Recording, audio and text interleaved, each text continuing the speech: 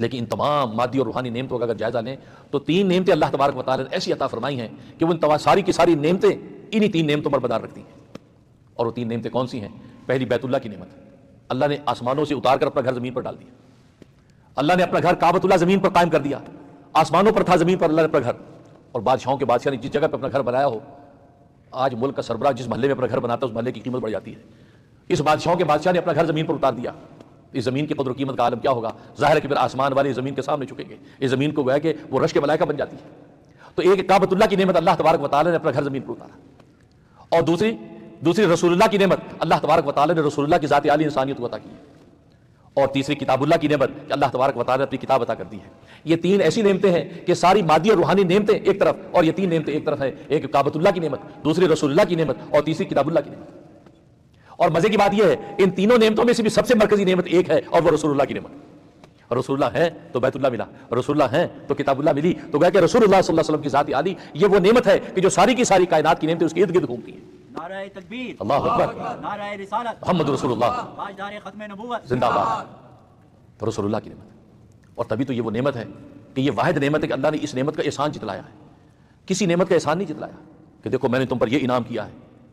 اللہ نے سے ایک نعمت کا احسان جتلایا، وہ رسول اللہ کی نعمت. لقد من اللہ، البتہ تحقیق اللہ نے احسان جتلایا ہے علی المومن، ایمان والوں پر.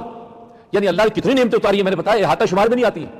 لیکن اللہ نے کسی نعمت پر احسان نہیں جتلایا کہ دیکھو میں نے تم پر یہ نعمت کی ہے، یہ تم پہ میں نے احسان کیا ہے، تمہیں یہ نعمت عطا کی ہے. ایک نعمت، اور وہ رسول اللہ کی ذات ہے.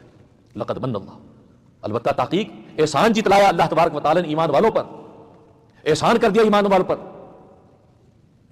کیا کر دیا؟ اس باصفی، جبکہ بھیجا اللہ تبارک و تعالی نے انہی میں سے ایک رسول محمد مصطفیٰ احمد مجتبیٰ صلی اللہ علیہ وسلم کی ذات آتی. یتلو علیہم آیاتی، وہ کیا کرتی ہے؟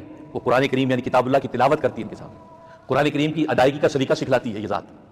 قرآن کریم کے الفاظ کا تلفظ کیا ہوگا، لہجہ کیا ہوگا، اس کی ادائیگی کیسی ہوگی، تجوید کیسی ہوگی، تحسین کیسی ہوگی، صرف الفاظ کی تلاوت پر ساری محنت کرتی ہے. یتلو علیہم آیاتی. اور یتلو علیہم آیاتی کے لفظ سے پتہ چل گیا کہ اگر ترجمہ پتہ بھی نہیں ہے اور آپ اس کی تلاوت کر رہے ہیں تو اس پر بھی اللہ تبارک و تعالیٰ آپ کو اجر عطا فرما رہے ہیں. لہٰذا یہ دھوکہ دینا اجی اگر آپ کو قرآن کریم کا ترجمہ پتہ نہیں تو طوطے کی طرح رٹنے کا کوئی ثواب نہیں، کوئی فائدہ نہیں ہے. اگر یہ بات تھی تو رسول اللہ صلی اللہ علیہ وسلم کے وظائف میں سے ذمہ داریوں میں سے بنیادی ذمہ داری یتلو علیہم آیاتی، تلاوت کر رہے ہیں. اور تلاوت میں تو پانی کی طرف نگاہ ہی نہیں ہے، تلاوت میں تو الفاظ کی ادائیگی، اس کی خوبصورتی اور اس کی تحسین تجوید پر گفتگو ہے. تو معلوم یہ ہوا کہ یہ قرآن کریم واحد وہ کتاب ہے کہ جس کا معنی مطالب پتہ نہ ہو اور جس تلاوت انسان کرتا ہے اللہ تبارک و تعالیٰ تلاوت پر ایک حرف پر 10 نیکی عطا کر دیتے ہیں. یتلو علیہم آیاتی ویزکیہم، زبان کی ادائیگی، زبان کی سلاست اور پاکیزگی قائم کر دی کہ عمدگی کے ساتھ کلام کیسے کرنا ہے. اور زبان کی بات فوراً دل پر چلے گئے، ویزکیہم، اور دلوں کو پاک کر دیا. جب دل پاک ہوا، زبان عمدہ ہوئی، اب دل سے جب آواز نکلے گی قرآن کریم کی تلاوت تو سامنے والے کے دل میں اترے گی.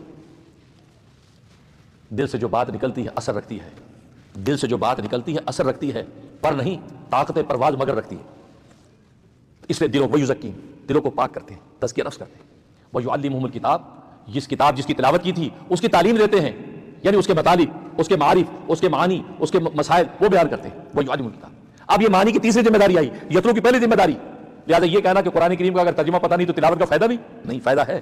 وہ الگ بات ہے کہ اگر قرآن کریم کا آپ کو ترجمہ بھی پتہ ہے تو سبحان اللہ، نور نور، کیونکہ نبی کے وظیفوں میں سے ایک وظیفہ یہ بھی ہے. ویعلمہم الکتاب، قرآن کریم کی یا وہ تعلیم دیتے ہیں، اس کے معنی معارف سمجھاتے ہیں. والحکمہ، اور سنت کی تعلیم دیتے ہیں.